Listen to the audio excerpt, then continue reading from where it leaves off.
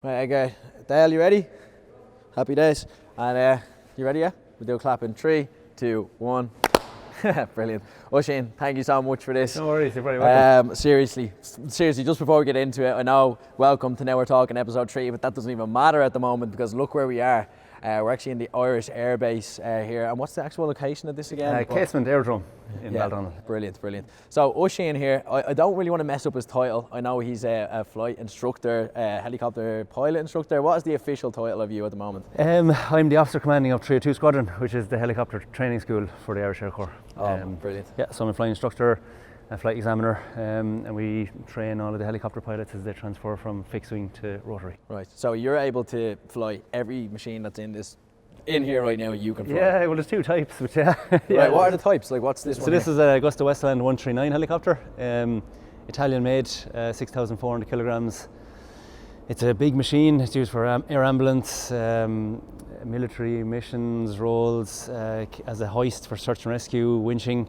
So it's kind of a clip-in, clip-out system where we can change the configuration quite quickly. VIP, for example, it's got windows for door guns or window guns, and then the smaller one you see here is an EC-135, which is German. Yeah. So this one here, I can see. This you said is for more. Is this more beginner, or is that just when people are?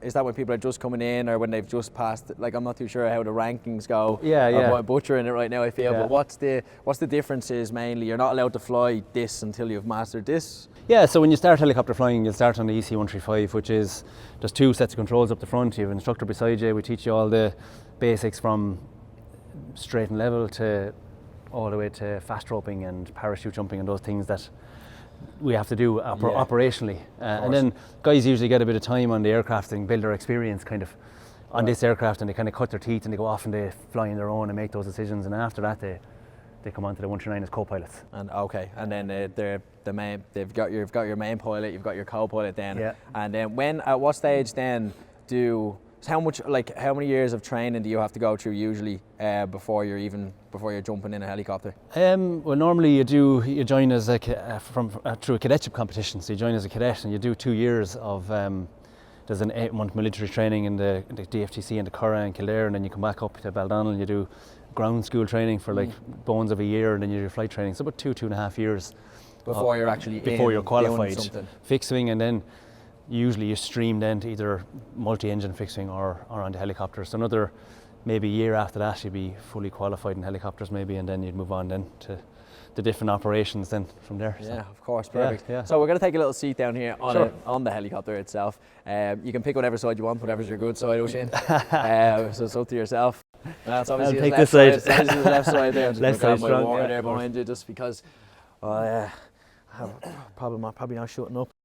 Yeah, that's amazing, man. Like, so the 2.5 years you have to go through all this stuff, and what type do you find, like a certain demographic coming through, or a certain kind of personality, a certain it changes from year to year, and actually you find, funnily enough, with the classes, they're generally very similar. Yeah. So the characters within classes would be similar, but the classes would differ then, kind of through time. Yeah, I get you. But you get a big section of the population. You get guys that could be fresh off leaving cert, like just out of leaving cert, to be kind of young, and then you get the guys who have gone to college, have tried working and realised that office job in for them, and then they want to pursue a career in flying. Like, so yeah, it changes. It's actually quite. It seems to be a very exciting. I know, like Bernard, our good old pal Bernard over there. Course, he is. When we were on the last podcast, we were talking, me and him, and I was saying to him that he gets this feeling around like helicopters, planes, like that. He just can't, like, it's just something he can't control, like just how much he loves it and how passionate he is. I think. Well, I don't think I was saying that to Bernard before we came in, that you don't fall into this. You don't fall into becoming a helicopter pilot. You kind of there's a bit of work behind it, you know. There is, yeah. Do you know, it's actually funny you say that. It's kind of an ever-changing thing. Like, you know, you say, how long does it take to get trained? It's like 2 years to get trained, but like it's always learning. Like, you know, I've been flying since 2002. Like, so, but you still don't feel ever fully. There's no way you could ever be fully done. Like, it's always changing. It's so dynamic as well, and things change so quickly. Like, between weather or the mission could change really quickly, and you need to be able to make those decisions. You can be experienced at it and maybe good at it, but really there's no kind of there shouldn't be any end to Yeah, exactly. much That's you what learn in it, I think that's like passion is a big thing that's come up a couple of times in a few of the episodes, and it's something that I'm chasing. I will be honest with you, it's something that I am chasing in my life, or it's something that I've always found that I needed to chase, and then I just never was like I look at other people that are passionate about things and they just kind of dedicate their life towards it, and for me I'm like, why don't I have that, or what is it that's wrong, or like what? And again, it's just chasing for the wrong thing. You know, maybe wanting something materialistic, maybe something you wanting to make other people proud. When did you first start? Like, when did you know that you wanted to be a helicopter pilot or a pilot in general? Oh God, I did aeronautical engineering in college. In Limerick, and I was working in Airbus in Toulouse in an office job in front of a computer doing all these performance calculations and aircraft, and it was great and it was exciting, but I just realised it wasn't for me. Like, I didn't want to be sitting there doing the calculations, that I wanted to be up the front, and so I applied for the Air Corps that year, and it was a kind of a lengthy process to get through all that summer, and got the offer in September and just took it. And it's a big commitment, you know. You're committing for 12 years of a contract like that you're given, and at the time it seems it's so far away. Like, how could you give that amount of time to some organisation? How age were you when you went into that job? I was 22. 22, right? So it really is one of those like feels like forever yeah, situations. But then it passes so quickly because like it's all so dynamic here, and like you say, passion is just, there's a drive within the Air Corps and a passion. Everybody that's here, we operate at the moment in the current climate like with small numbers, but yet the output and the operational output is huge. Like from the fixed wing guys, the rotary wing guys, just across even the technicians, the air crew, everybody's pulling in. There's so many moving parts, like.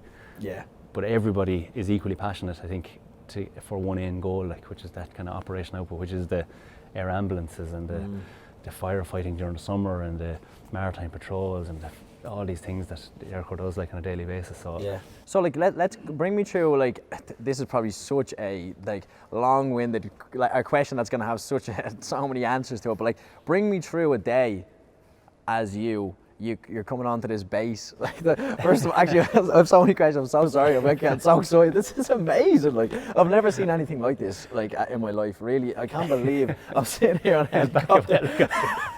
With fast rope arms here. Let's get out of here. Let's go for save some lives. But let's start off, mate. I'm gonna get into what your day today. But can you bring me through maybe a small breakdown of what's going on here on this base? Like, what's the main objective of this base, at least in the wing or the department that you're involved in? Well, I think, like, I suppose the primary task of the Air Corps is in support of the Army or the Defence Forces. It's the core of the Army, so we're here to support the Defence Forces, we're here to support the state, and that can cover anything. Like the Air Corps, our number 3 operations wing, have primary taskings, which would be Army support. We have secondary taskings, which would be we fly the Guard Air Support helicopters, so our rotary wing pilots fly the Guard Air Support helicopters with the guards on board. So there's all that, which is a big, I suppose. So is there a big red beacon in your office that just starts going off and it's down the poles into helicopters? Radio calls, phone calls, things happen quickly over there. There's a 2-minute response time, that kind of stuff. And then, like, when you come back in number 3, then it's air ambulance, it's firefighting will be, I'm sure that'll kick off probably sometime during the summer. Just so many things going on, and every day, like, really, when you ask the question what happens on a daily basis, like, we laugh up in the squadron that we have this whiteboard, which is the plan, and it has Monday, Tuesday, Wednesday, Thursday, and it has the 2 aircraft, and we all have these individual little clips that we clip on for, I'm taking aircraft at 9 o'clock and then you're going to take it at 10, and you plan, and then you arrive in the morning and it's just, we call it the Wailing Wall because every day it's like, oh my God. It just changes so quick. You could be flying on the way to a training flight and you can knock on the window to say there's an air ambulance and it's to Leeds or Newcastle and they're on their way, and next thing you just go back up and switch around and get to cruise together, and then that all happens really quickly as well. Yeah, and we were really excited on the way up here of just chatting away about the fact that we get the opportunity to speak to you. And my friend Edgar over there was the cameraman. He was saying, I was like, oh, what would you like to ask Oisin if you could ask him anything? And he was like, I'm just really interested in the mindset that it takes to keep doing this over and over again. And I think, one, you have to be very positive. I think two, we have to be a hard worker. But you see that anyone I know that works in emergency services, ambulance, guards, anything like that, they all have a very, like, I suppose, a positive outlook on life, but they're able to joke about things cynically and just be like, oh, okay, yeah, we get it. Like, is that what you notice across yourself? Like, what is it? Is it hard to keep that mindset every single day to come in? I don't think it is, and I think the more stuff you do and the more stuff you see, it makes you more grateful for what you have, I think. And we go to regularly to scenes, and it's awful for people maybe in a bad way and in need of kind of critical care, or they may have lost their life, and you see those things and you kind of step back a little bit. So it puts things into perspective. It does, yeah. You know? Yeah, very much so. And I think that's why it kind of keeps that positive attitude going, where you're like, either you get somebody to hospital in just that nick of time where they survive and their life gets better. That's an amazing feeling as well, even though you're not directly involved. And the guys in the back, the advanced paramedics and the crewmen are doing all the hands-on stuff, but you know, up the front we're kind of getting there. But then you have a number of people back, the support staff, all the technicians and all those guys, it must get some sort of feeling from it as well, because it just carries on. Like. Yeah, of course. And like getting up and putting yourself in that situation every day, like when worst comes to worst, when the worst situations are happening, you're showing up. Essentially, you know, which is just one of the most brave, amazing things. Like I just take so much inspiration from it. Like, you know, like the thank you from the whole of Ireland. I wouldn't go that far. Yeah, no, it would go that far, because it could be anyone, you know. So what's the obviously we can't go through, anything could happen in your day. How many are you guys getting called out a lot?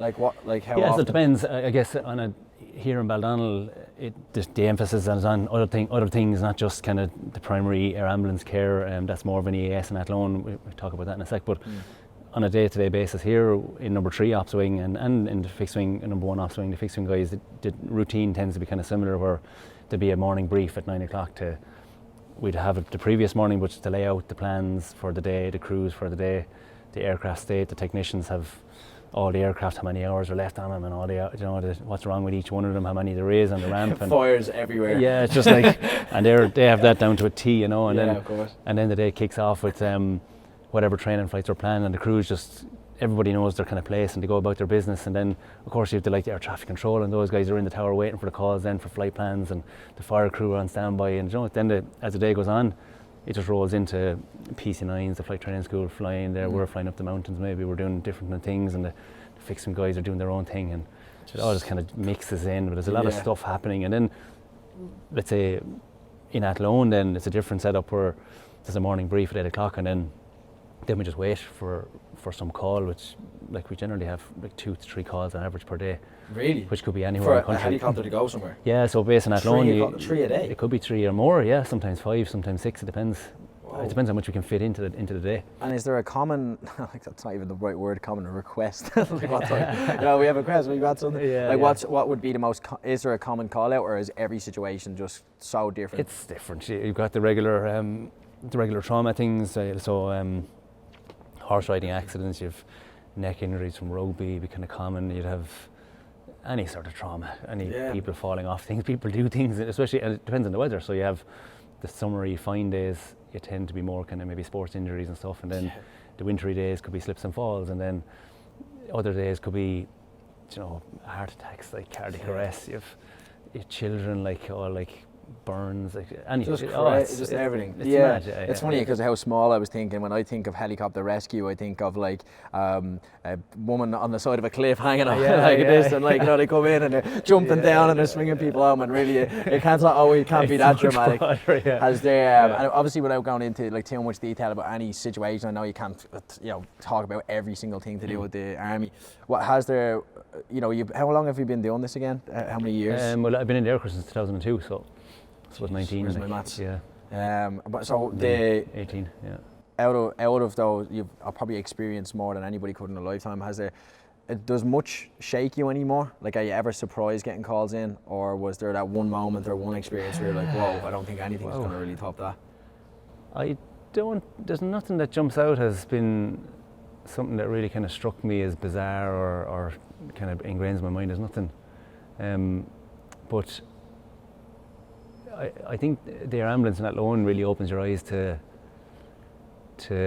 I suppose maybe some of the tragedy that people have to encounter, like, you know, where there's people that lose their lives and there's other people there and standing back from it, looking in, and you're doing your best to get them to where they need to go, but unfortunately there's times that you just can't. But it, as I said earlier, it kind of makes you appreciate what you have. Yeah, and I was actually about I think that just kind of, that always shines through rather than an incident or something that would stand out as just one one item, yeah. Yeah, and it's amazing that you brought that up again. Actually, as you said that, I was going to bring it back to what you said, being grateful. Do you feel like you get some serious satisfaction from just doing this job all of the time, like from that? Like, it's very good to know that you are doing something good. Like waking up every day, you are doing something good. Like, there's no question that when you get up in the morning to come and do something, that it's for the greater good, and probably what keeps you in it. Is that do you find that you have a bit of an emotional bank account that you that you get from it a bit? I suppose, yeah. Like, you know, it kind of come away a little bit from, you have the front end of the pinpoint of it, which is the guys who are actually on the ground and they've been delivered by a helicopter to an area, whatever it is, or the guys in the maritime patrols who find these vessels that may have drugs and stop these €1 million shipments of drugs coming into our countries and stuff like that, and the Guard Air Support guys catching these criminals. Like, that's the pinpoint end. Like, but like behind that, like, you have just behind that, you have the pilots need to be trained, and then they can't be trained without syllabus and a syllabi and a support from the Air Corps in terms of the administration side and the operation side. And then behind that, then you can't go anywhere without aircraft on the ramp and without the 8 guys in the back, the air crew, be it fixed wing or rotary. Like, there's just a million things. So really, the front end is that bit, but equally everybody in that step has an equal amount of passion that pushes it forward, I think. Yeah, really. Like, where do you think that passion comes from in people? Because, like, again, it's not like I have no idea what you're paid or anything like that. All I can assume is that when I look at general, like, nurses, healthcare, emergency, it does seem like we're underfunded, or that we don't really have as much as we might need. Yeah. So I suppose, like, where do you think that passion comes from in people? Is it the greater good? Is it the, because you're not, like, most people are probably not getting in it so much for, want to make £1 million. Yeah, well, it's certainly not about the money. Like, that's quite obvious, and that's been in the newspapers, and that's across all emergency services. That's not just us. That's the whole country is kind of begging for that. But really, I think it's the pride or the sense of achievement maybe that would come with it, like, which is it's a very rewarding job. Yeah. But equally, if you're going in doing the same thing every day in an office, like, that gets boring, and no amount of money in the world for me personally, that isn't attractive to me. Like, it's the randomness of what's going to happen today. Like, that I love that. Like, you just don't know. Yeah, exactly. No idea where you'll be going or what you'll be doing. Like, sometimes it can be quite predictable. However, just the drop of a hat, you get a call and you don't know where you're going. And that adrenaline comes through the body that you experience. Like, so you've been in here. You've been over 10 years. Yeah. Easily over 10 years. Yeah. But do you remember your first ever flight? Oh yeah. My first ever flight was in the Marchetti, it would have been September 2002, where we got one flight before we went down to do our military training. So they kind of give you a taster to say, this is what it's like. Right. And then they send you off down to the Curragh, and you hope you see that light at the end of the tunnel and you keep going. It kind of keeps you going. It gives you that fire. It definitely helps. But funnily enough, that first flight that I had was with Commandant Rory O'Connor at the time, who was OC, Officer Commanding at the Flight Training School, and he's now the Brigadier General, General Officer Commanding of the Air Corps. So he's been kind of ahead of us the whole way through. But I remember that flight so well before we went to the Curragh. But that was my first experience in an Air Corps aircraft. And what was the obviously, like, you've been doing your training and stuff before you hop in the start. Is this, like, when you started flying now, you're just like, okay, this is it now. This is it. Like, I know what I'm going to do now from now on. Was it everything you wanted it to be? Yeah, it was. I remember he did a loop where he kind of pull up into a loop-de-loop, and then he went around over the top. In a helicopter? No, it was in a plane. You could try.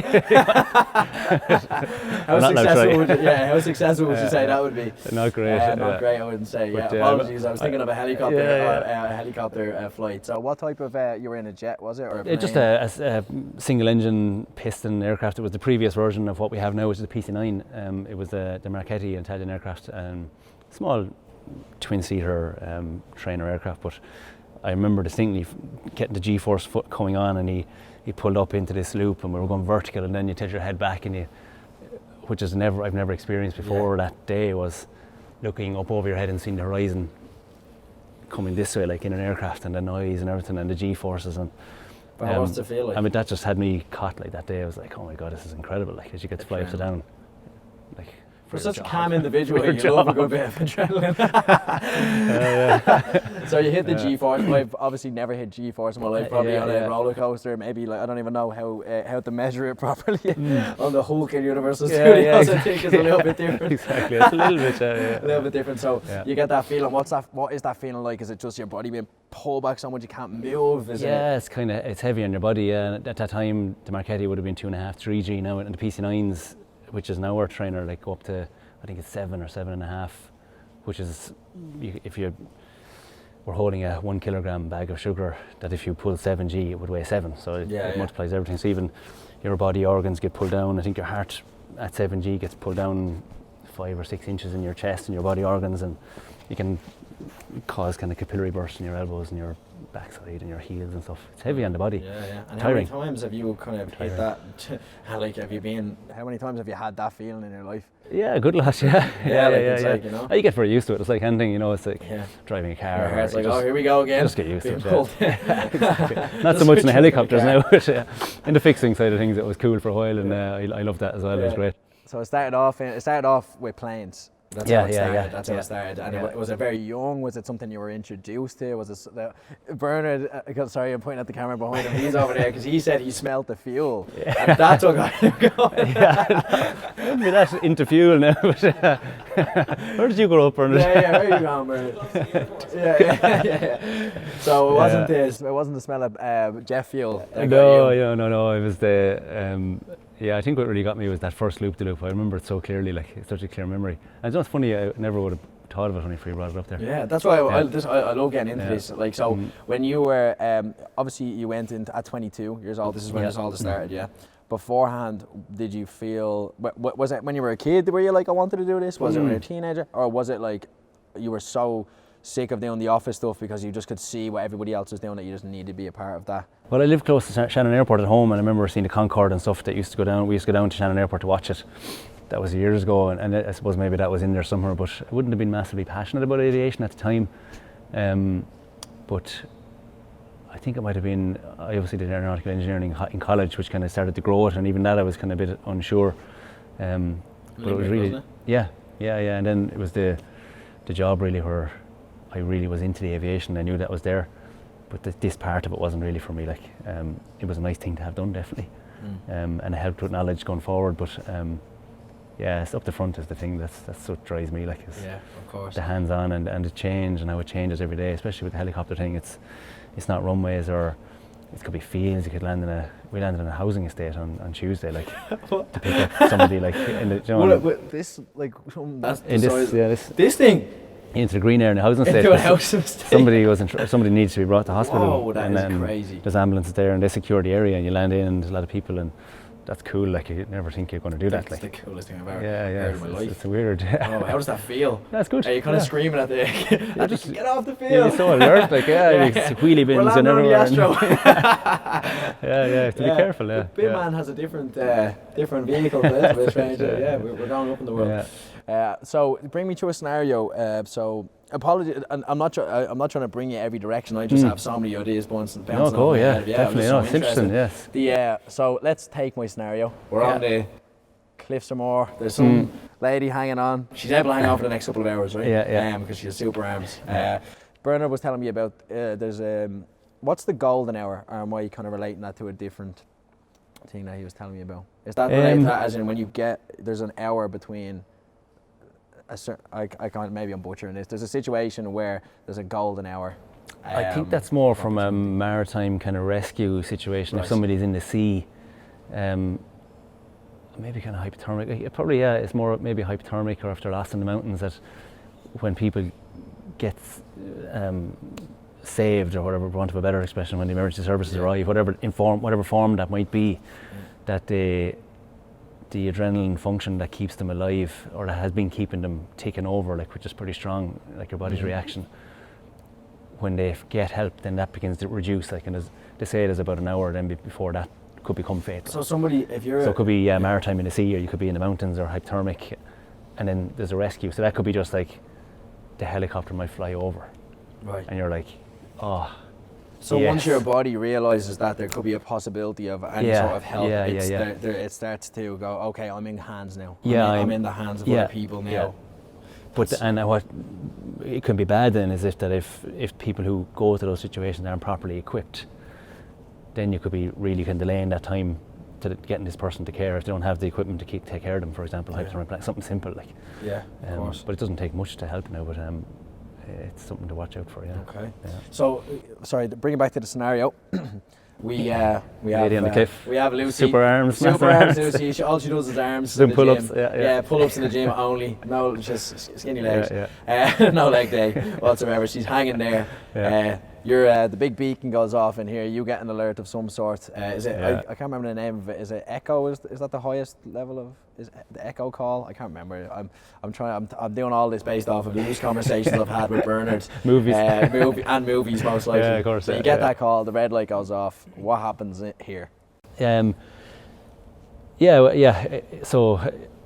on the EAS in particular would be a good example. So the call comes in.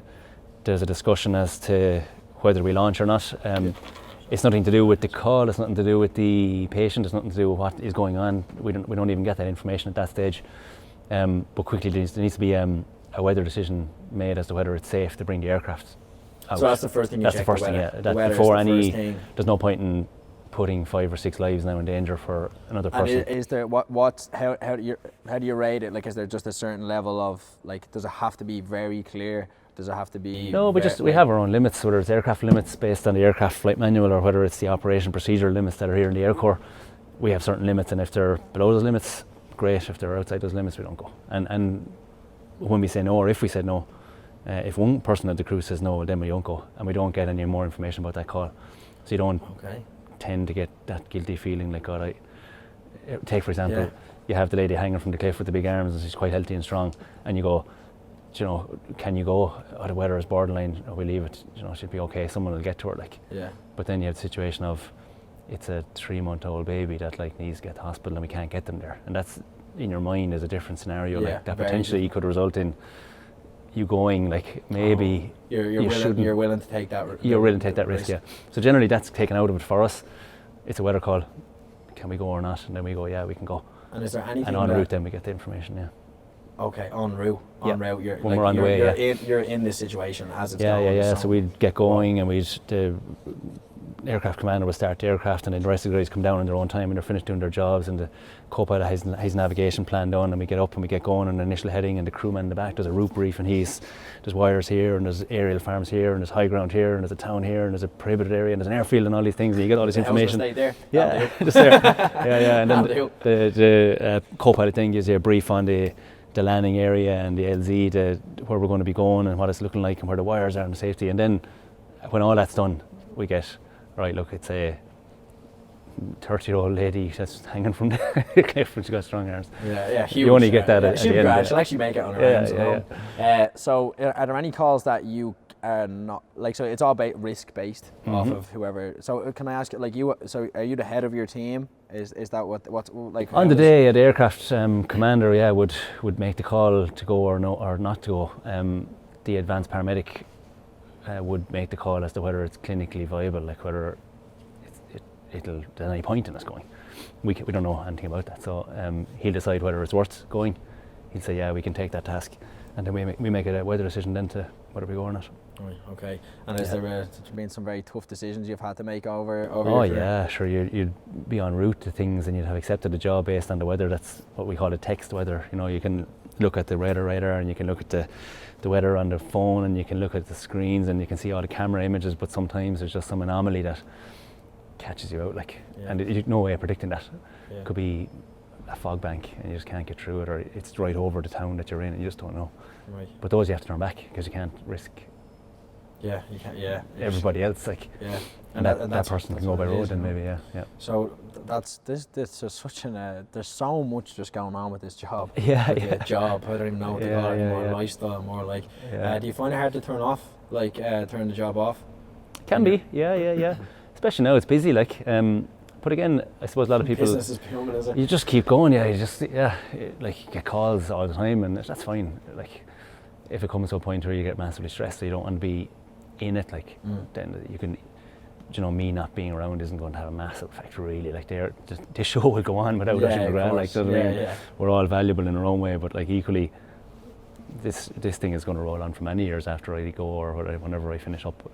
Okay. So yeah, when you take that mindset, it's easy to switch off. Yeah. And for you guys, is there a lower age of retirement for people in the Irish Air Corps? Not really. No.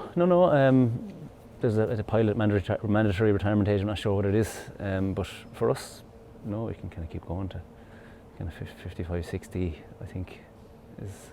Depending on your rank, and as a defence force is cut off, I don't even know. Yeah, exactly. Yeah, whenever it's too far down the road. Yeah, way too far. We get there eventually. I'm telling you, my brain is going everywhere because I just have so many different things to ask you. So the other thing that popped into my brain, so we'll just go with my childish brain topics. Unless feel free to interrupt me because I'm more interested in what you have to say.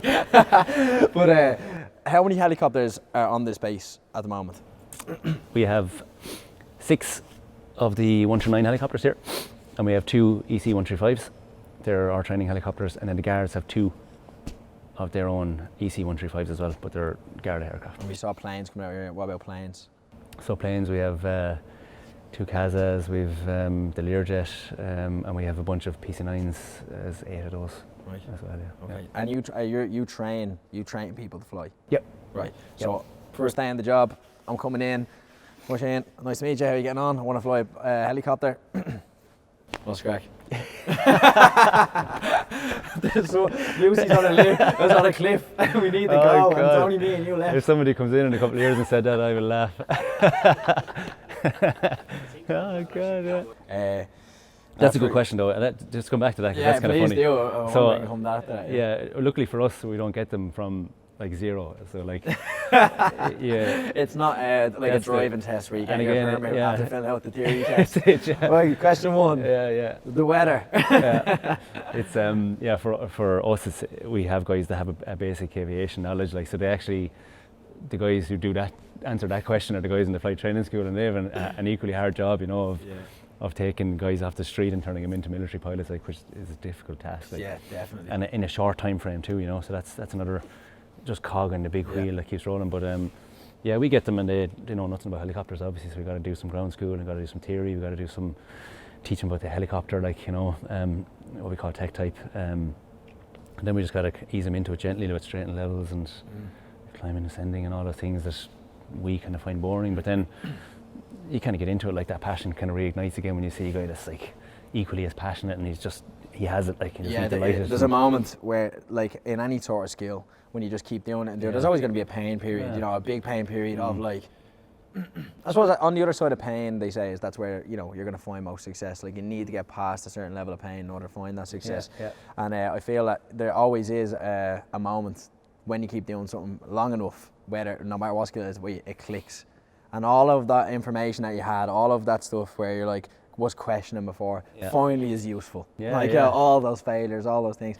Was it an easy road for you to become a helicopter pilot? No, it's difficult. It's difficult for everybody. I mean, it's as I said, we're always continually learning. So, we get taught by, instructors on helicopters who are still serving now and have worked with me over the years, who are my instructors back in the day and years ago. And you just take it on, and it's hard to learn at the time, and you feel really kind of hard done by sometimes, but you just kind of suck it up and you do what they tell you, and then that transfers nicely into when you do your own instructor's course, that you can take the best parts of the guys that went before you and then maybe put them into one little bundle, and then you deliver that to somebody else, and then you hope that when they come through that they'll take the best parts of me and the best parts of some other guys, and then and that's what is development. That's what makes everyone better. Like. And what do you find is the main thing that people find difficult about flying, when they do fall into like when they do kind of hit that, oh my god, this is actually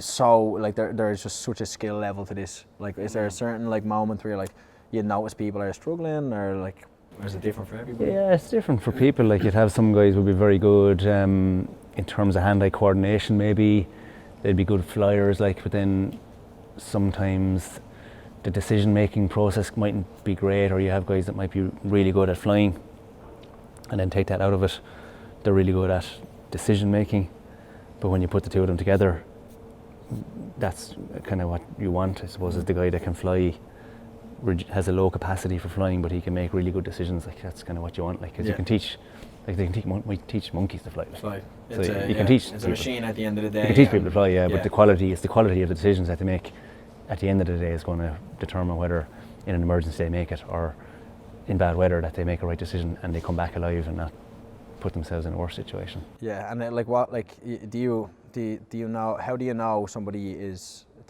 has there ever been a situation where you're just like, oh God, I wouldn't, even though this person is trained up and so on as well, do you make the decision of whether they fly? Is that you make that decision of this is Johnny, it's not happening today, it's not going to happen for a while, this is what you need to work on, and there's no... Yeah, and you have to make that decision as a flight examiner. You need to make those decisions. If a guy isn't up to it, he's not up to it. Like. Yeah. It's in his own his own interest, like for his own safety. Yeah, of course, it's not. Again, coming from a person who literally just jumped into an interview of like the things that would pop into my head.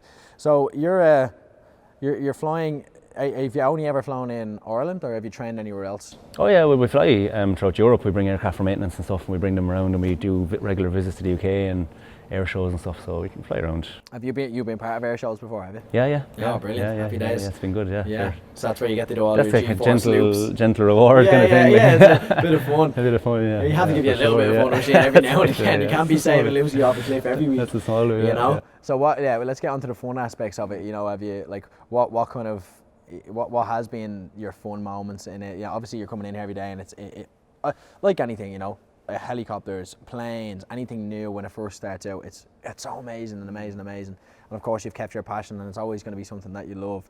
But has there been a few moments where you're just like, I actually can't believe I get to do this? Like, I can't believe. Because like when I see other people, I'm like, I can't believe they get to do this. We're like, I can't believe it. There's a couple of things, like, you know, it's all, the display stuff was great. Like, you have to fly helicopters like low level at 100 feet, like, and at really high angles of bank, and really push them to the limits of their kind of flight envelope, I suppose.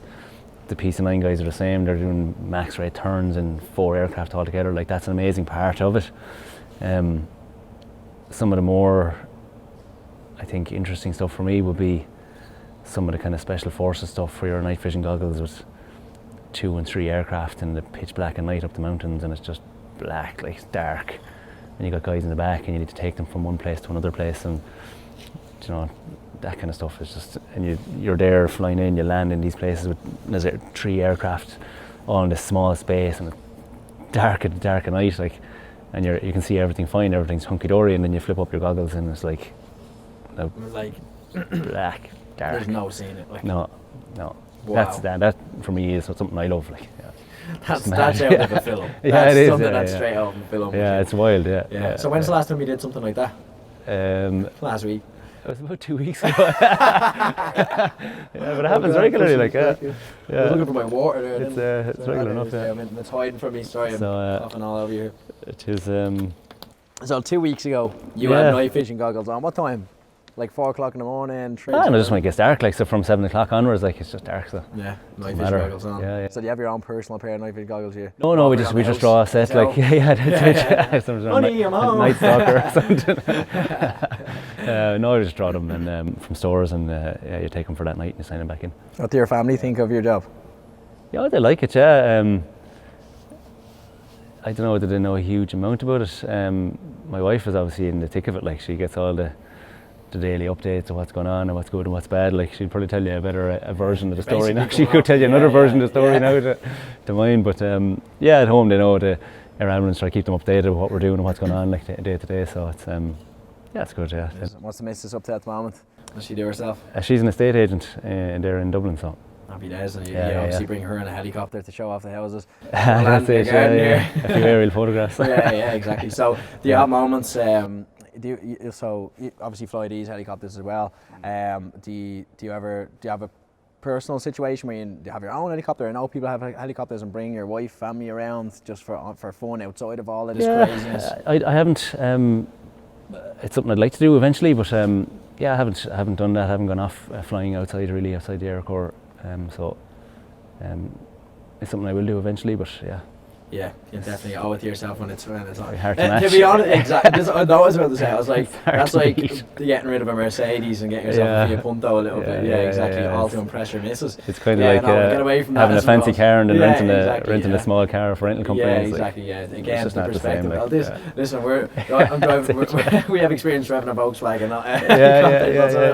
I'm not driving this. So obviously these helicopters here have just ridiculous amounts of capabilities that outside of a normal helicopter. Yeah. What are the main features, like, or cool features that kind of stand out to you that you love about these helicopters? I think the kind of clip in, clip out system that they have. So you can just take these seats and take them out, and you can change that into back-to-back seats for trooping. Maybe you can add in base plates here that the guys can clip onto, so they can, you can have snipers at the doors, you can have parachute jumping guys all ready to go, like 7-8 of them.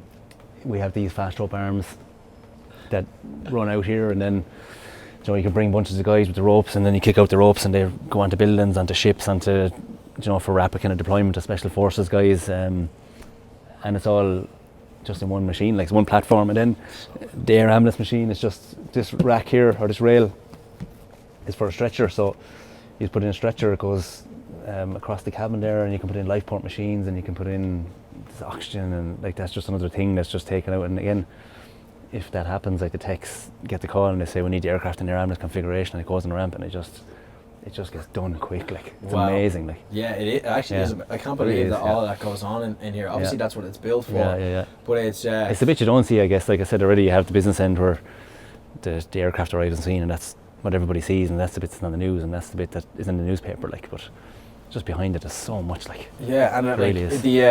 The thing about it is that like this is what piques my interest. It's almost what made me want to start something like this. Because I actually am genuinely interested in the stories of people and so on as well. So obviously you've had some amazing experiences here as well. Is there any chance you could tell me a little bit more about like, maybe some of the experiences that you have? Really amazing experience, or close calls, or anything like that kind of springs to your mind? Close calls. Because in the news lately, the helicopters haven't really been getting the best rap. The Kobe Bryant situation. No, they don't. It's definitely not something that we can get into. Sure, of course, but just as you just mentioned it there, the news. This is what you see. This is what you see. But what we don't see is Oisin McGrath coming out here, whole team, oxygen, this, that, and the other. People coming out, possible snipers, loads of different things going on. I haven't done any close calls. Like, there's nothing. Too good at your job. Despite all the, oh God, no, I wouldn't say that. But, please do say that. What are we calling you? I got good supervision, shall we say? I don't. There's nothing jumping out as. I'd like to tell you a story about something that happened, but it's nothing really that stands out as being particularly bad. Or good. Anything, That's good which news. is probably a good thing. That's why I'm sitting here. Again, this is my this is why you're here. Yeah. My movie brain is like, where's the shoot down with the sniper? What can go wrong? One hand out the window. Yeah, exactly. Yeah, but on the other side, there's been so many good things. God, I don't even know where to start with the good ones, because all the ambulance missions are insane. Like the troop transport stuff is mad. Like it's just. Yeah, so it seems to be more of like probably a blur of all this just big feeling into one thing, possibly because you've just been doing it for so long. Yeah, there's one actually kind of jumping, that's kind of springing to my mind here, it's kind of juggling my memory now, was we were, after landing in Sligo, we were retasked, and it's not really a massive mission output, but it was just what happened in a few minutes. The weather was really poor and we were coming out of Sligo, out of the IT, so we landed in to do a demonstration for a bunch of medical students that we had been requested. So we were just landed in and they were all ready, and as we put the engines to idle to kind of start the shutdown process, and we got a call, so we had to take the call, so we put the engines back up, and it was really bad weather getting in, so obviously we're going to have to battle that back going out. So we lifted out of the football pitch in really poor weather, and my task at that point was just to navigate around Sligo town and out through the kind of gaps there in the mountains and get down country, which is kind of a job in itself. And then, but in that 2-minute period where I was doing that bit, the crewman in the back of the aircraft was getting the route brief together, and he was preparing his maps, and he was getting the next phase of the flight done. Nobody said anything now, because everyone was just busy in runway. So we all, as a crew, split up. I was flying, the crewman was doing his route brief and route pack for the next phase. The advanced paramedic was on the radio getting all the details of this patient information of where it was. The co-pilot was listening to that, and he started putting in using the iPad, with an iPad for navigation, he started putting in like where the LZ is, the landing zone, started looking at the landing zone, and within about 2 minutes, everybody came back in, and just instantaneously, there was I'm still flying, next thing there's like, right, this is where we're going, this is the crack, this is the obstacles en route, here's the wind farms, here's all these things that were potential obstacles like for me, and I was kind of navigating roads really low level and slow and stuff. And then the co-pilot comes in, but this is where we're going, this is where we're landing, this is the story, and then came in the patient information, and that was all within the space of like maybe 3 minutes. Like, so like a huge amount of information and things happen in that 3 minutes. That's the one that jumps out, and it wasn't even that the outcome was good. It was just that's phase. It was just incredible. Insane. Not a lot of people get to experience that. You Yeah. know? And again, it's a bit that's away from the photographs and the news reports and stuff like that. Exactly. That happens internally in the aircraft, and nobody thought anything of it. That was their job until we got back, and I was like, that was just amazing. And then everybody started thinking, God, it was kind of pretty cool. Like, yeah. But it happens all the time. Yeah, exactly. Yeah. Only just that day I noticed it. Yeah, yeah, exactly. So you never, I suppose, like, listen, it's hard to, again, because you're not thinking about these things coming in all the time, like, oh, how do I have a good story? You're just doing it, to do it as well. Yeah. So you've been through so much. I suppose you've been through so much when it comes to all of this. Like, it's really amazing, man. It's like really amazing. I'm like absolutely just blown away by your stories and like everything you know. Would you say, like, to yourself, like, what's the favorite now? What's the favorite vehicle that you have access to, or aircraft, I should say, excuse me, that you have access to that you just love? Don't mind saving Lucy. Don't mind saving Lucy. Just in like general fun terms. The apocalypse is now. Yeah. Everyone's gone except for you. You have a choice of aircraft to hop into, to fly around now, to get your G-force going. What is it? I think the EC-135 there is. This is the miniature helicopter. The smaller one. Yeah. Miniature. Yeah. It's only like 3 tons, though. That's good. 3 tons, yeah, probably that. It's really kind of sporty. Really sporty, kind of nimble, quick machine. Like, it's really well able to handle like tight turns and big high angle bank maneuvers. Like, it's pretty cool. Yeah, amazing. This one is a bit clunkier, like, but the autopilot systems in this are amazing. It's different kind of level of amazing. But if you could amalgamate the two of them into one machine, it'd be incredible. Like. That would be nice. You could do it, So you're looking for is one of these. Yeah. Something that size with this capability. The capability, the handling of that will be tip top. So obviously, all I know realistically is the difference between litres in cars. You got your 3 litres or 2 litres. What's the difference in these, and like how is it usually measured? Like, is it just more? It's more powered or heavier. This would be like the 135 would be like driving a kind of high powered coupe kind of car type effort. Not quite a sports car, but in that range. Where it's fairly nimble and enjoyable to drive, and then this would be like driving kind of high-powered transporter or something like that. A bit of space in the back, but it still goes like. It's just a bit. Exactly. It's a bit clunky. It's got it going. Yeah, exactly. So you've gone through your training and stuff as well. Does that includes skydiving, parachutes? Like, have you been through all of that as well? Yeah, I did.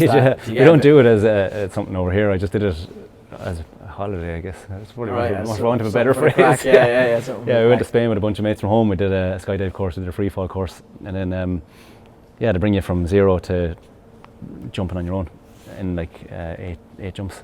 Right, happy days. And then I jumped.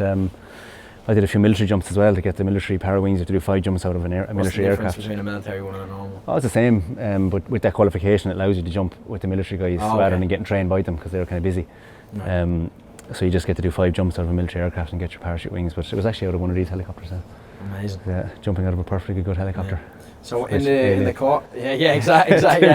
It's all. Why would you jump out? It makes no sense. It's actually on the bucket list now. After interviewing 2 people that have both done it, so I might have the 4th episode. Maybe jumping I think out, so. Yeah. Maybe you can put it on the GoPro. Yeah. Maybe you might be able to save me actually for whatever happens. Yeah. So we're in the base right now. So what's going on in this base? We have I don't know even what to call the official name. We have soldiers. Do we have people on here living here at the moment? What's going on kind of here at the moment in regards to people staying here? There's offices? There's a military training school here that do all of the kind of recruit training, apprentice training, a technical school. You have apprentices in training. You've got recruits in training. You'd have pilots in training in flight school and ground school. You've got helicopter courses ongoing, you've got flight instructors courses ongoing. We're getting new aircraft in the next year, PC-12, with Pilatus PC-12. They have an aircraft over, so they're being trained at the moment. Excited for that. Yeah. It's going to be incredible. Yeah, really kind of capable platform as well. There's a huge amount of stuff going on. There's air traffic control guys being trained. And that's only the bits that I know of. Like, there's so much stuff that happens daily. Like, and there's a lot of people that kind of live on base and stay around.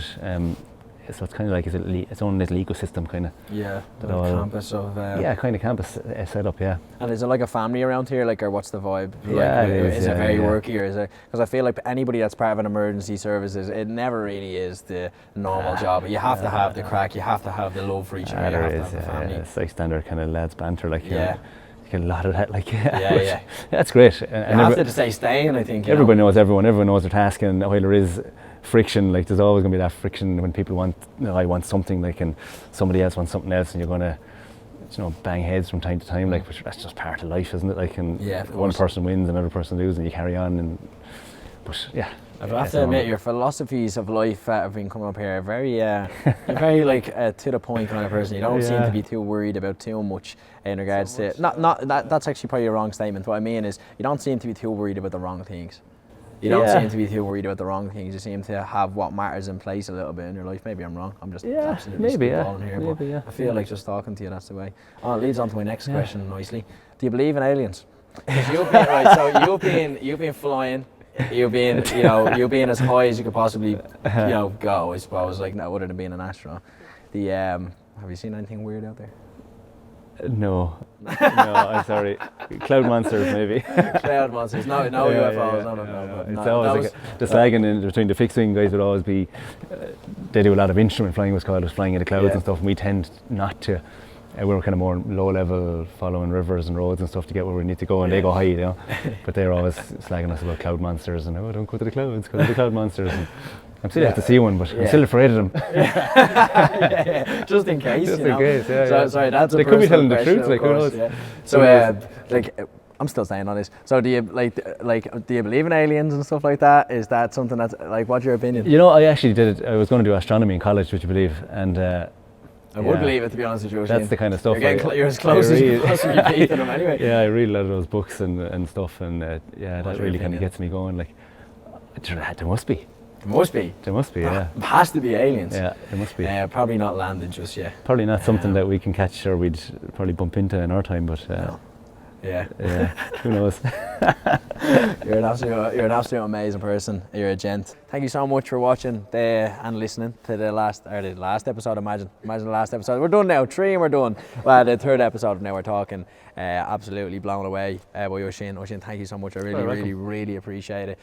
Probably one of the most interesting conversations I've ever had. So yeah, it's been great. Thank you so much. It was nice to meet you, man. Thank you.